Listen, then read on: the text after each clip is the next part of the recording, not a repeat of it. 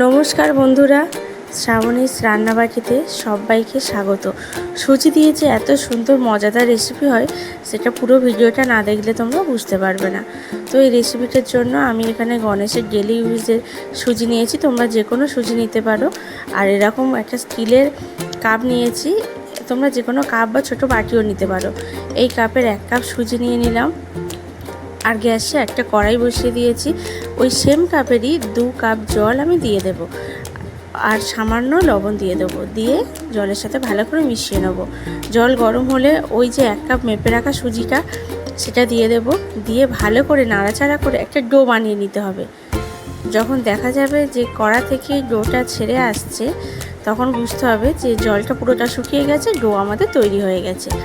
তো ডোটা একটা থালায় রেখে একটু ঠান্ডা করে নেব, নিয়ে তারপরে হাত দিয়ে ভালো করে মাখিয়ে নেব। এই হাত দিয়ে মাখানোর পর্যায়ে যদি মনে হয় খুব নরম হয়ে গেছে, হাতে জড়িয়ে যাচ্ছে, তখন একটু আটা বা ময়দা তোমরা ব্যবহার করতে পারো।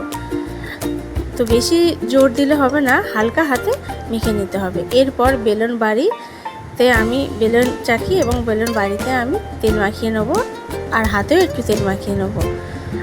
নিয়ে আমার যে ডোটা হয়েছে তার থেকে আমি 3টে বড় বড় লেচি কেটে নেব।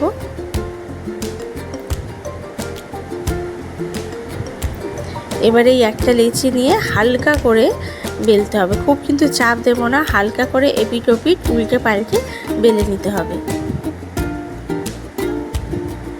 দেখো কেমন বেলেছে, আমি তোমাদের দেখিয়েও দিচ্ছি। বেশি পাতলাও হবে না কিন্তু, ঠিক একটু মোটা রাখতে হবে। বেলে নিয়ে আমি যে ওই কাপটা ব্যবহার করেছিলাম সেই কাপটা দিয়ে আমি গোল গোল করে ছোটো ছোটো লেচি কেটে নেব। লেচি কাটার সময় যদি এইভাবে লেচিটা ঢুকে যায়, কোনো চিন্তার কারণ নেই, একদার থেকে এরকম একটু চাপ দিলেই লেচিটা বেরিয়ে আসবে। তো পরপর আমি আরও লেচি কেটে নেব।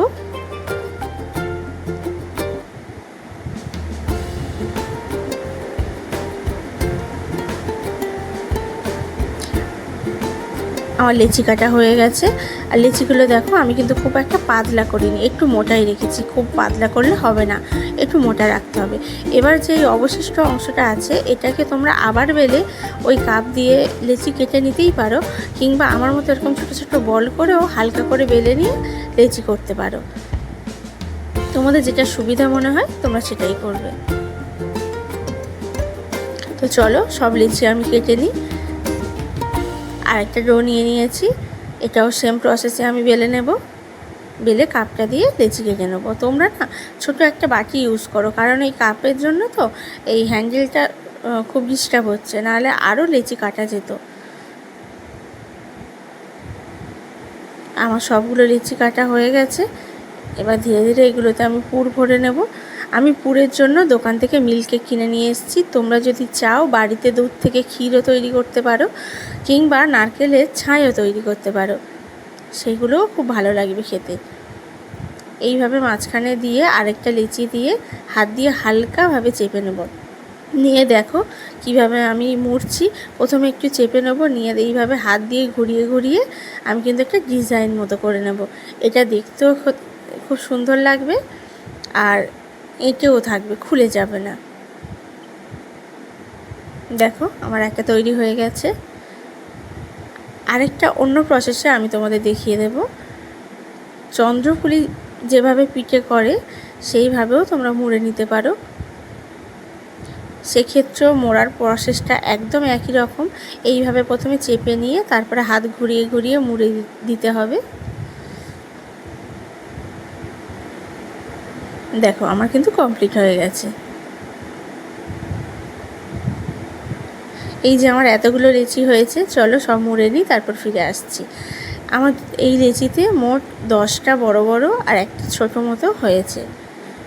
এগুলো এবারে কড়াইয়ে একটা তেল বসিয়ে দেবো। এরপর কড়াই একটু তেল দিয়ে, আর তেলটা ভালো করে গরম হলে তারপর কিন্তু তোমরা দেবে, নাহলে কিন্তু কড়াতে চাপটে যাবে, লেগে যাবে। তো এগুলো বেশি ভাজার দরকার নেই, লাল করে এরকম হালকা ভেজে এপিট ওপিট করে তুলে নেব। বাকি পিঠেগুলো আমি ভেজে নেব।